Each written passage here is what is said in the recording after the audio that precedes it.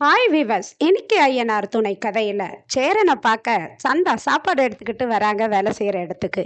சேரனா சந்தாவுடைய கையை பார்த்துட்டு அவங்களும் வேலை செய்யறத பார்த்துட்டு ரொம்ப கோவமா, என்னப்பா இது கையெல்லாம் இப்படி இருக்குது, ஐயோ நீ இதெல்லாம் வேலைலாம் செய்யக்கூடாது, ஏன் அனிஷு சந்தாவை இந்த வேலைலாம் வாங்குற, நம்ம கட்டடத்து வேலைக்கு எந்த லேடிஸ் வேலைக்கு வந்தாலும் நான் அதிகமாக வேலை வாங்க மாட்டேன், அப்படி இருக்கும்போது நம்ம வீட்டு ஆளு நம்ம சந்தாவை நான் வாங்குவேனா, ஏன் இது மாதிரி கஷ்டப்படுத்துற அப்படின்றாரு.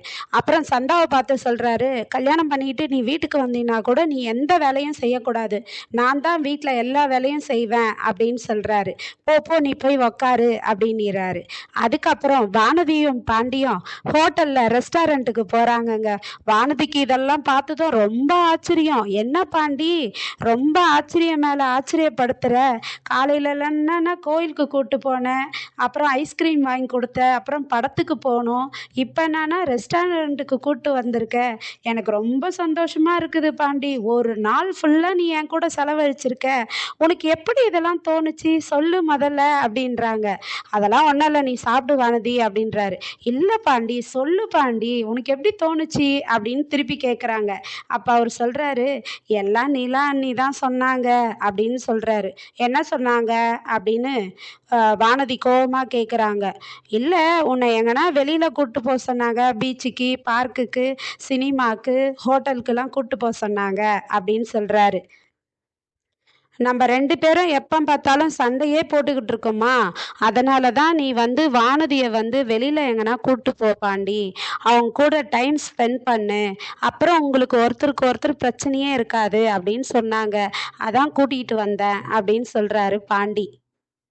உடனே வானதி கோவம் நீ எதுக்கு பாண்டி அவங்க கிட்டலாம் நம்ம விஷயத்த சொல்ற அப்படின்னு சொல்லி கேட்குறாங்க. அதுக்கு பாண்டி சொல்றாரு, ஏய் நான் சொல்லலை, நீ தான் எங்கள் சோழன் அண்ணன் உன்னை வெளியே கூப்பிட்டு போனார்ல, அப்போ என் மேலே 1008 குறையா சொல்லியிருக்க, அதை வச்சு வீட்டில் எல்லாருமே டிஸ்கஸ் பண்ணாங்க, ஆனால் எல்லாரும் உனக்காக தான் பேசுனாங்க, பாரு சேரன் அண்ணன் உங்ககிட்ட அன்பா பேசுது, சோழன் அண்ணனும் நிலா அண்ணியும் பாரு நீயும் நானும் நல்லா இருக்கணும்னு அக்கறையாக பேசுகிறாங்க, ஆனால் நீ தான் வீட்டு ஆளுங்களை புரிஞ்சுக்க மாட்டேன்ற வானதி, எனக்கு ரொம்ப பயமாக இருக்குது, நான் யோசிக்கிறேன் அப்படின்னு சொல்கிறாரு பாண்டி. உடனே வானதி நீ யோசிக்கிறியா பாண்டி அப்படின்னு சொல்லி கேட்குறாங்க. ஆமாம் வானதி, என் எதிர்காலத்தை நினச்சா பயமாக இருக்குது, நீ எங்கள் வீட்டுக்கு பிரச்சனையாக ஆகுமோ, சண்டை வருமோ உன்னை கல்யாணம் பண்ணிக்கிட்டா அப்படின்லாம் எனக்கு தோணுது வானதி அப்படின்றாரு. அவர் அப்படி சொன்னதும் அதை கேட்டதும் வானதி அப்படியே கம்முன்னு அமைதியாயிடுறாங்கங்க. பாண்டிக்கு அடிப்பணிஞ்சு போற மாதிரியே போறாங்க. அதுக்கப்புறம் சரி சரி பாண்டி, நான் இனிமே எதுவுமே பேச மாட்டேன், சாரி பாண்டி என்னை மன்னிச்சிரு நீ அப்படின்னு சொல்லிட்டு சாரி கேட்டுட்டு, நீ முதல்ல சாப்பிடு பாண்டி அப்படின்னு சொல்லிட்டு பாண்டிக்கு சூப் சொல்லட்டா அப்படின்னு சொல்லி கேட்குறாங்க. இல்லை இல்லை வேண்டாம், நீ சாப்பிடு வானதி அப்படின்னு சொல்லிட்டு 2 பேரும் சாப்பிட்றாங்க.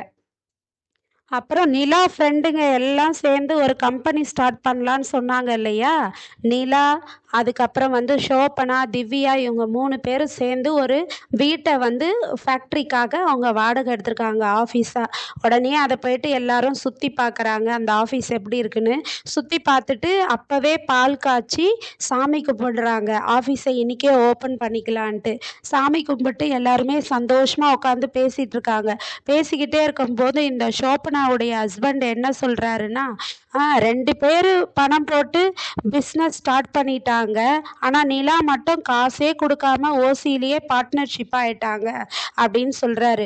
உடனே நிலா மூஞ்சி ஒரு மாதிரி ஆயிடுது. உடனே திவ்யாவும் ஷோபனாவும் என்னங்க இது, ஏங்க இப்படி சொன்னீங்கன்னு சொல்லிட்டு ஷோபனா அவங்க வீட்டுக்கார தனியாக கூட்டிகிட்டு போயிட்டு ஏங்க இப்படிலாம் பேசுனீங்கன்னு சொல்லிட்டு பேசுகிறாங்க. உடனே அவரும் திரும்பி நிலா சாரி நிலான்றாரு. அப்புறம் ஷோபனா சொல்கிறாங்க, அவர் இப்படி தான் விளையாட்டாக பேசுவார் நிலா, நீங்கள் தப்பாக நினச்சிக்காதீங்க அப்படின்றாங்க. உடனே அவர் திரும்பவும் சொல்கிறாரு, நான் பேசுனது விளையாட்டு தான், ஆனால் அதுதானே உண்மை அப்படின்றாரு. நீங்கள் பணம் போடாமலே தானே ஓசிலியே தானே பார்ட்னர்ஷிப்பாக ஆயிருக்கீங்க அப்படின்னு சொல்கிறாரு. அதுக்கு நிலா சொல்கிறாங்க, நான் எவ்வளவோ எடுத்து சொன்னேன், இந்த கம்பெனியில் நான் பணம் போடாமல் பார்ட்னராக ஆகிறதுக்கு நான் ஒத்துக்கலை, ஷோபனாவும் திவ்யாவும் தான் என்னை கம்பல் பண்ணி ஒத்துக்க வச்சாங்க அப்படின்னு சொல்கிறாங்க. அதை தாங்க நானும் சொல்கிறேன், நீங்கள் சொன்னால் அது தப்பு இல்லை, நான் சொன்னால் அது தப்பாக தெரியுது உங்களுக்கெல்லாம் அப்படின்றாரு.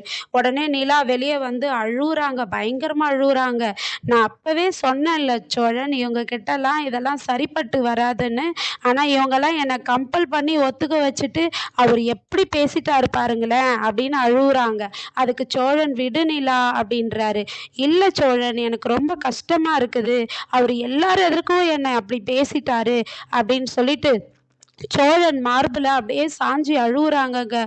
அப்படியே சோழனுக்கும் வருத்தமா இருக்கு. நிலா அழுவறது அவரால் தாங்கவே முடியாது எப்பவுமே. அதனால அவங்க மார்புல வேற சாஞ்சி அழுவுறாங்களா, அதை பார்த்துட்டு சோழனுக்கு நிலா மார்ல சாஞ்சிட்டாங்கன்னு சந்தோஷப்படுறதா இல்ல அவங்க சோகத்துக்கு ஆறுதல் சொல்றதான்னு தெரியாம வாயை அடிச்சு போய் அவரு முகமும் சோகமாயிடுச்சு. இன்னைக்கு இந்த கதையில இதை பார்த்தோம். நாளைக்கு மீண்டும் தொடருவோம். நன்றி. பாய் பாய்.